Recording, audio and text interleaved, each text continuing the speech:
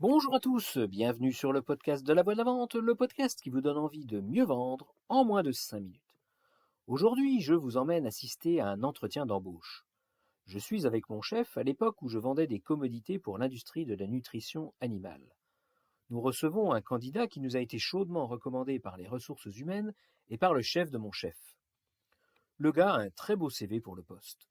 Il a à peu près le même âge que moi, et ça, c'est jugé important par mon chef parce qu'on va être collègues au même niveau.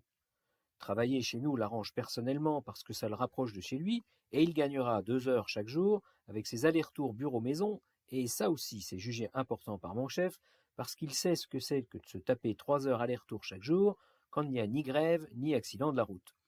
On est en région parisienne, vous l'avez compris, surtout ceux qui y vivent. Et puis, il a une parfaite connaissance des produits et du marché, puisqu'il vient de la concurrence.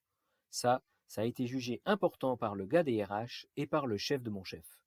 Mon chef, lui, ça lui plaît qu'à moitié. Il a une telle dévotion pour sa boîte, qui lui a donné sa chance alors qu'il n'était pas allé longtemps à l'école, que l'idée de changer de crèmerie pour aller chez le concurrent ne fait pas vraiment partie de ses valeurs.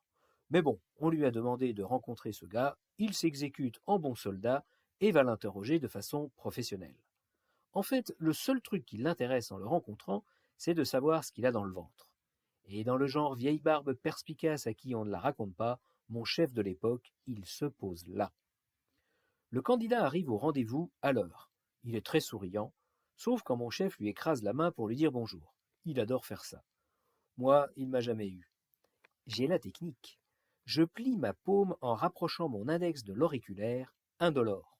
Et pour lui montrer que ça marche pas avec moi, je le regarde droit dans les yeux en lui faisant un parfait grand sourire. Le candidat, lui, le coup de la poignée de main, il a tout de suite capté.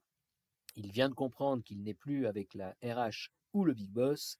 Ici, on se la joue à l'ancienne. Il est prévenu.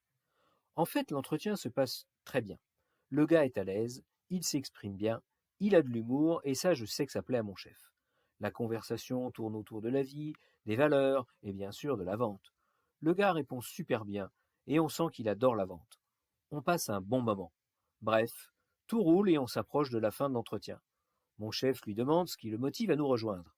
Il s'attend à ce que le candidat lui parle des trajets maison-bureau, ce qui était la réponse qu'il avait donnée au RH et qui satisfaisait tout le monde, mais dans son enthousiasme, il se lâche et commence à déblatérer sur son ancien employeur.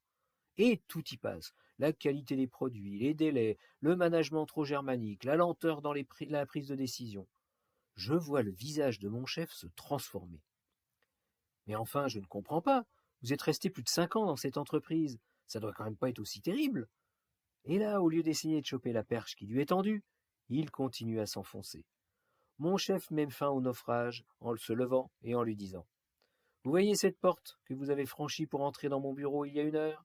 Eh bien, je vous laisse la repasser dans l'autre sens et je ne veux plus jamais vous voir.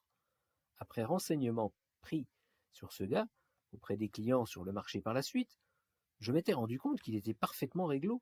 Jamais une critique sur sa boîte, jamais il ne parlait mal de la concurrence. En fait, ce jour-là, il était victime de son enthousiasme. Il voulait tellement ce boulot, et il avait tellement apprécié la rencontre avec mon chef, qu'il a été super maladroit et qu'il a provoqué l'inverse de ce qu'il voulait. Attention, l'enthousiasme, ami vendeur, ami vendeuse. Quand la vente est faite, n'en rajoute pas. Reste pro jusqu'au bout. Et maintenant, votre exercice. Repassez-vous vos 3 dernières visites et dites-moi, ou dites-vous, comment est-ce que vous avez quitté votre client? Quels ont été vos gestes et vos paroles? Voilà, voilà.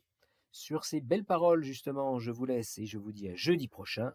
À bon entendeur. Salut!